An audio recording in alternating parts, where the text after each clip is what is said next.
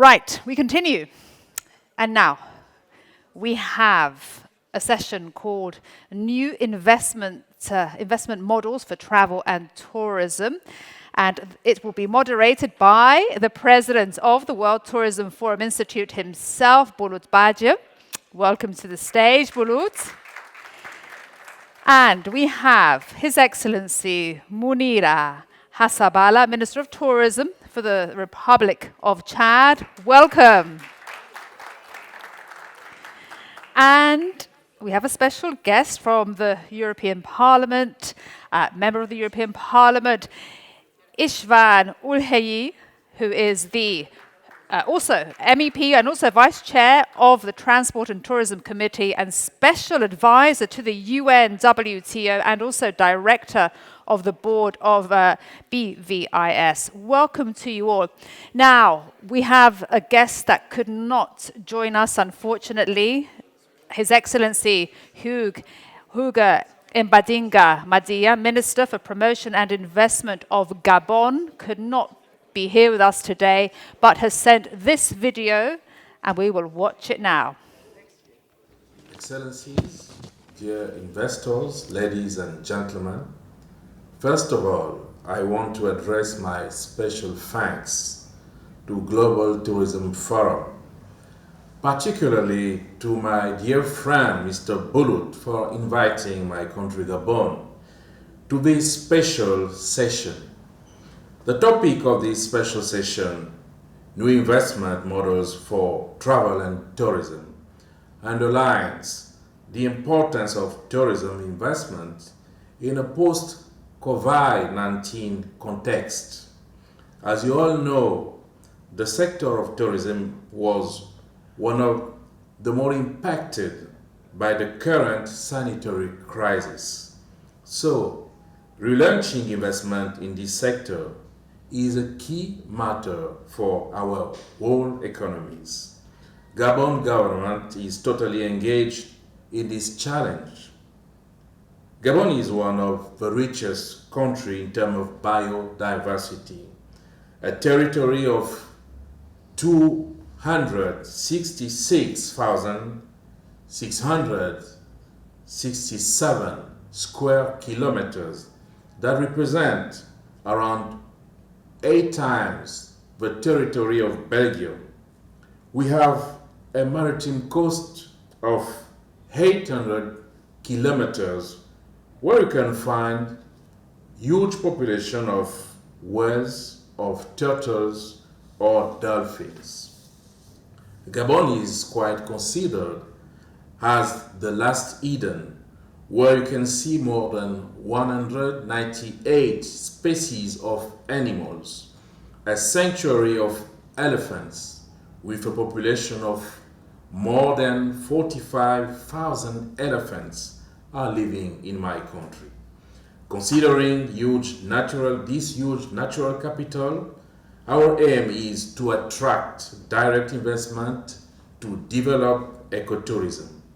Gabon has created 13 national parks, representing 11% of our national surface area. We also created 9 marine parks and 11 water reserves. All these natural, well-conserved species are available for you investors. My country adopted a dedicated law for tourism investment to favor direct investment, concession, or investment convention. Several major projects are actually taking place in Gabon. One of them is the project named Mbadinga, that is an innovative investment model that lies traditional economic activities with eco-construction and ecotourism. Mbadinga project is a dedicated space of 40 hectares from our coast with a business area, commercial center, and hotels. We are looking for investors to come and invest to this place. To all of you that come to my country, the more conservative country in Africa, the last hidden, a dedicated place for a new tourism experience for those who love nature in its original status. Thank you very, very much, dear all.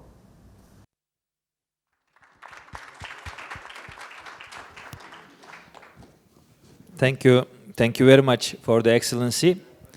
Actually, we are gathered today here, very important guests. Two of them is, all of them is for too important for me. Mr. István, Madam Mounira, welcome to stage. So this is when I start this business, World Tourism Forum Institute. So we were just only organizing the conferences, but now it became a very different side for us. Also, we started to the investments. Now we are discussing, and now we focused on 5th hotel in Africa. So our CEO, Mr. Erdal, will explain more on that. When the previous meetings, when the investors are speaking, especially for the political wise, we were just only thinking that everything will be good. But when you are at the other side of the table as an investor, we saw that it's very complicated and it's very difficult. That's why it's very important to host, especially the political figures in the forums, to facilitate the investors' job in the country. Thank you very much again to coming to the forum. So at the first phase, for Madam Mounira, you come from the Tchad in the morning. The first question is coming to you. So in the Tchad, in the Republic of Tchad, what the country and what the ministry as you is providing for the investors, what is attracting for the investors in the country on the tourism business? Good afternoon. First, I would like to thank all the organizers of the summit, and especially thanks to Mr. Bulut, who is promoting my country. I'm pretty sure today when I say Tchad, nobody knows. Some of you, I already spoke with people outside and said, by the way, what is Tchad? So let me introduce my country first. And Tchad is in Africa. Tchad is the heart of the Africa. We're basically in the center of Africa, in the heart of Africa. So when we talk about Tchad, politically, people have a background of political crisis and security. But Tchad have a lot, is one of the tourist, very unexploited country. They should develop tourism. We have the gift nature. Now the government have put in place a broader resource in the tourist sector, from establishing tax and law to infrastructure, which is we're going to have one of the biggest hotel in Central Africa, Mr. Bulut brought Hilton. We have a 4 biggest hotel in Tchad. The most important for us now is to show, we signed so many ratification of investment to facilitate to investors to come in Tchad, like instead tax and frameworks. More than that, Tchad have ratified the chart and investment chart agreement. So this is what I can say about now, Tchad. Thank you very much, Madam. So also, Mr. István, from the European Union, on the perspective of the EU Parliament perspective, what instruments are there available to support the sector after the COVID-19? Thank you so much, Mr. President, Your Excellency, dear ministers, my colleagues from the Parliament, Claudia, Ismail, Josiane, and the others. Thank you so much. It's my honor to be here, of course. And I would like to answer to you, but 15 years ago or something like that, when I was responsible for tourism in the Hungarian, because I arrived from Hungary, in the Hungarian government, in that time, for us, the investment was to have more and more big hotels, 4 or 5 stars hotels, to build infrastructure, to build better quality for the tourists, to open more and more flights to arrive to Budapest or to travel from Budapest. But this time for me, as a Hungarian and also as a European politician, for me to invest means invest for the human capacity. So we have to talk more about the education, about the skills. Invest means sustainability. Invest means for me, how can we help the tourism sector to be resilient? Because the tourism industry, this industry, is the industry of peace and stability. And after the COVID crisis, which was instable situation for the economy and for those people who are working in the tourism industry, and also for those companies who would like to invest into the tourism, it was an instable period of our life. And after that, when we see from Hungary, we see very closely the Ukrainian situation. It's also instability for this region. And when you, dear Minister, talk about the situation in Chad, of course you have to speak at first to us about the stability and about the peace and about the security in your country.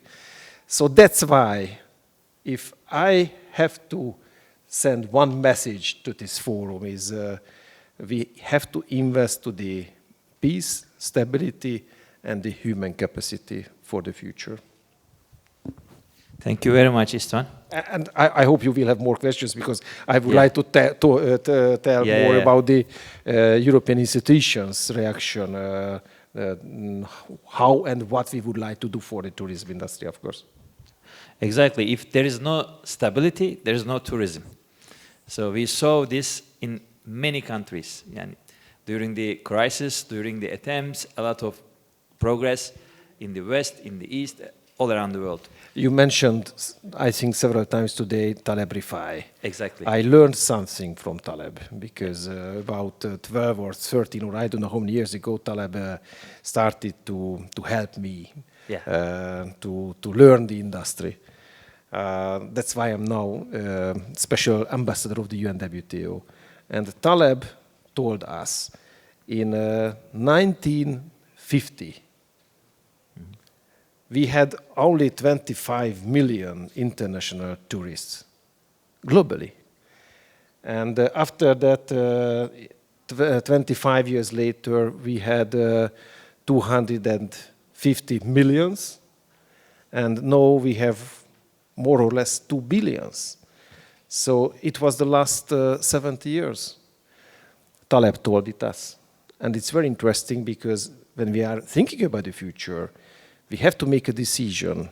We would like to have bigger and bigger numbers, or we would like to have better and better quality, of course stability, and we would like to help those countries who really need more tourists, and how we would like to help the global world to be sustainable, and to how can we promote the Green Deal, for example, here in the European Union. So, sorry to interrupt you, but it's very, very important. Exactly. Thank you very much, István. I really appreciate it, because the topic that we are discussing right now, it's also covered what's happening in Chad right now. Because now Chad has achieved a huge success on the peace. Now the dialogue inclusive is finished, and the leaders are in the Chad. So if you wish, this is very, very huge milestone, Madam Mounira, Excellency, for the tourism also. Because now, as you mentioned, when the people on Google, actually 2 years ago, when my first visit to Chad, there was the Excellency Marashal, rest in peace. So I Google, where is Chad? Because, and what's happening? Just only what I saw, the conflict, etc. But today, when you Google the Tchad, you can see the Zakuma, you can see the different things, and you can see a lot of things about that. So if you wish, you can continue and small. Once again, the dialogue just started. Unfortunately, Qatar, I'm not seeing here. We really appreciate what Qatar did for Chad. As you know, last year our president was being killed by the rebel attacks, and Qatar get involved in our political, and which is one to put stability. They prepare the pre-dialogue with all these rebels, and they host them for 5 months in Qatar to prepare these dialogues. And the dialogues just start in Chad. We wish that it could, we're hoping that it's going to be in 1 month, we're going to finish this dialogue. Like I said all the time when I spoke with investors, when we say Chad, they said there is instability. The reason there is this instability is most of the Africa.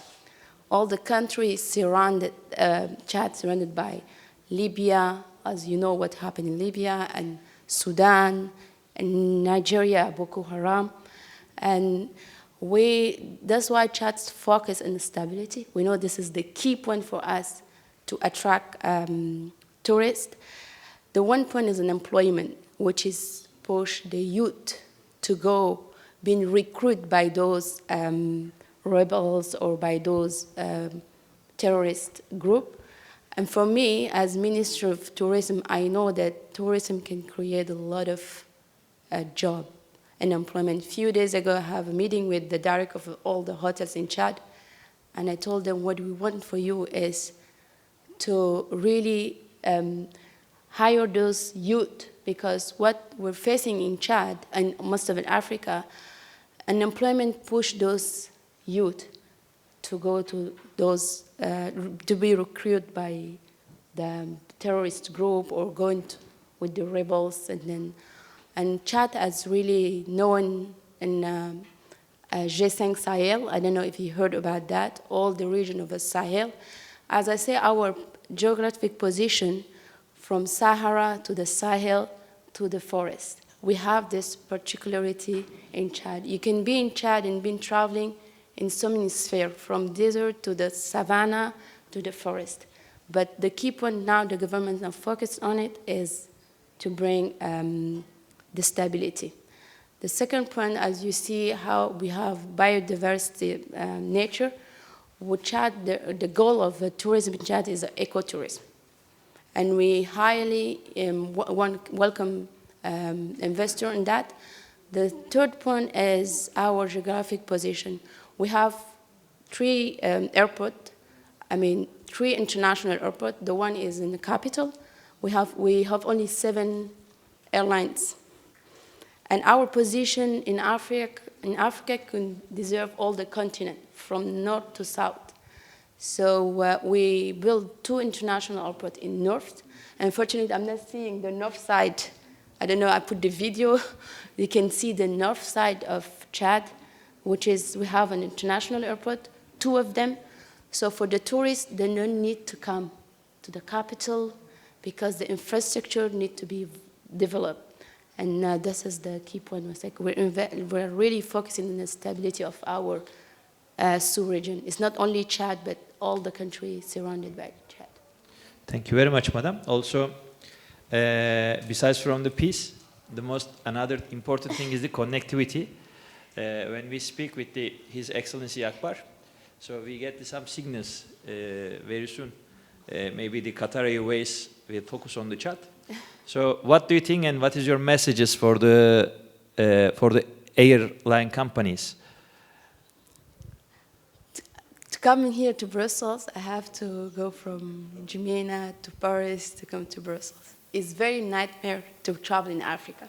It's easy to come to Europe than going to Nigeria, which is, I have to go either in Istanbul, come back to Africa, or if I have to go, I'm avoiding to go on missions because I have to do 1-day trip to go in just like in Niger or Mali.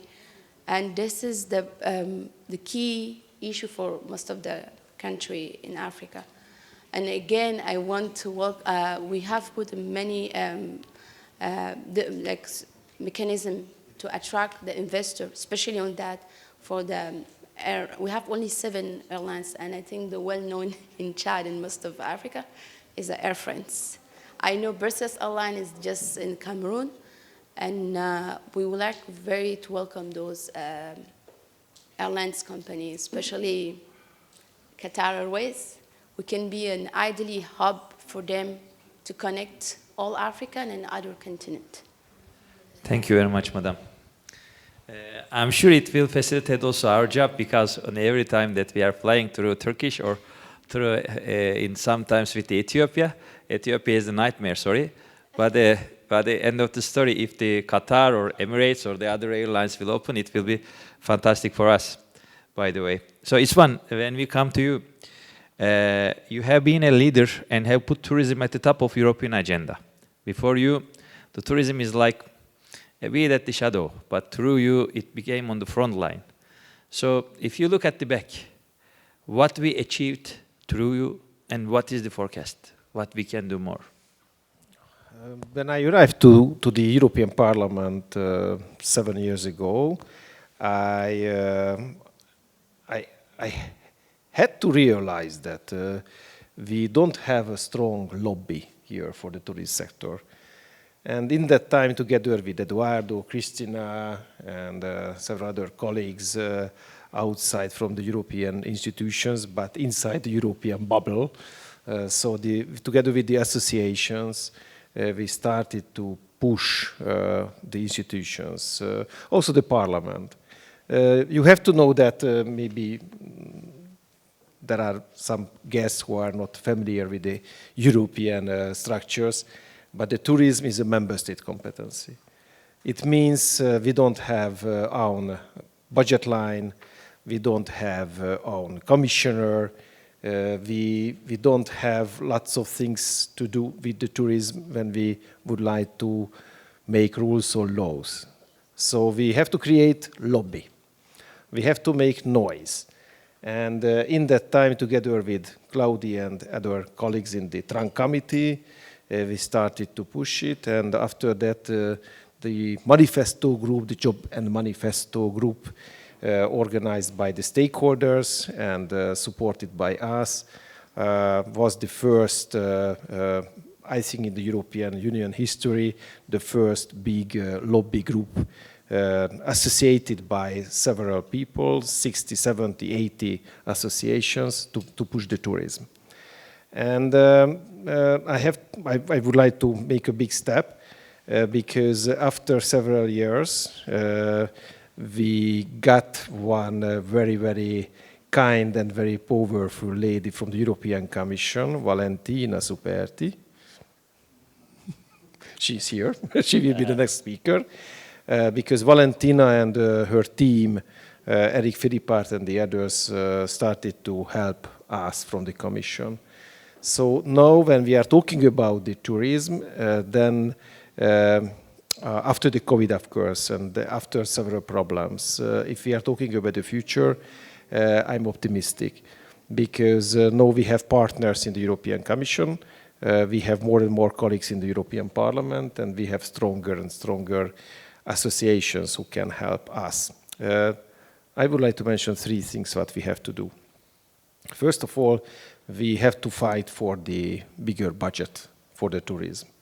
We have to do it because without it we can't finance European big marketing campaigns. We can't finance big infrastructure programs because always the governments, the national governments will make a decision how they would like to support or not support the tourism industry. So we need budget line. We need one better and coordinated education and skills program for the European tourism industry. And I would like to tell you, which is very interesting, some months ago, we talked about, for example, that together with Valentina and other colleagues, how, for example, the European Union can help for the African countries. For example, we can organize education programs for the Africans, for those people who would like to work in the service sector, And after that, they can go home, they can be at home, and they can serve the tourism industry. You need it, and for us it's crucial to help it, to finance it. So I think, for example, this is also one thing that we have to organize from the European level. And the third thing, which has happened, and it's important, the first time in the European history, I will repeat myself, the tourism as an industry became part of the European industrial strategy. The last decades, it wasn't. The tourism industry wasn't mentioned as part of the industrial strategy of the European Union. And now it is inside. It means we have to push the European institutions, for example, the Investment Bank and the other institutions to give more partnership programs for the tourism industry. Thank you very much. Actually, it's tremendous. Yani, you did a lot of job, and your team your friends and your colleagues make a lot of progress in this following the ideas and following the countries. As you mentioned, Africa, the education, it's very important because, as His Excellency mentioned, there is one strategic tie. So if these ladies or gentlemen are educated or occupied in the hotels or work in the hotels, so they are becoming a good person. Otherwise, they are choosing other way, and they are coming back with the bullets to the country. So unfortunately, but this is the reality. So let me close the session, but I want to get the last comments. Madam Excellency. Okay, once again, thank you for hosting us. You mentioned something like I maybe omitted. It's true that tourism sector in Africa, or probably in my country, haven't seen like priority sectors. When I became the head of this department or sector, and I was talking with my colleagues, Minister of Economy, and I said, can you see in all the strategy, we have an agenda we're calling 2030, and I'm not seeing any part tourism as one of the key sector and in this our plan, economic plan. And then said, in that case, we need to invest. I mean, people seeing only in Africa, or especially some countries, oil is this is the key sector. But as I said, tourism for me is also one of the key of the economic of a country. So we really emphasize that we have to be a priority sector, and in order to help to develop the country. Without tourism, we can, as a hospitality and connectivity. And I want, like, my country knows not only we heard there is a rebels attack, but I want my country knows by those beauty. Thank you for once again hosting us here. Thank you very much, Madam.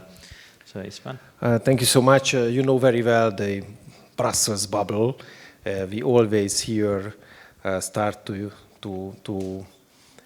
support fashions when everybody start to speak about the same things, about the same words, like the Green Deal, like the sustainability. You can't organize anything here in Brussels without using the sustainability word, because then you are not European, you are not enough talented. So every speech you have to tell several times sustainability. But I would like to give to us, for us, something new. This is the ESG. I think for not only for the Europeans, but also for the global world, it will be the main thinking about our future. ESG, which means environment, social aspect, and the governance. So I hope in the tourism global world, in the tourism global family, we will start to use the ESG And it will be the announcement in our school. You mentioned I'm president of the board in a university in Switzerland. We will start to teach it. We will have ESG focused faculty. And I hope that in the tourism global world, we will use more and more ESG programs. So it is my last comment. And again, congratulations. Your network and your movement is very important. And I hope that we can meet, and I get this information, we can meet every September here.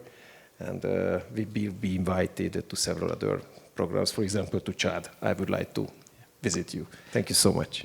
Thank you very much. Actually, on this perspective, I can invite you on behalf of the minister to, when we are opening our hotel, we are going to organize a small session there. So of course, all our guests is automatically guests in the chat meeting, and also we will visit the Zakuma with Qatar Airlines. Yeah, thank you very much. Yeah, thank you very much for participation. Thank you.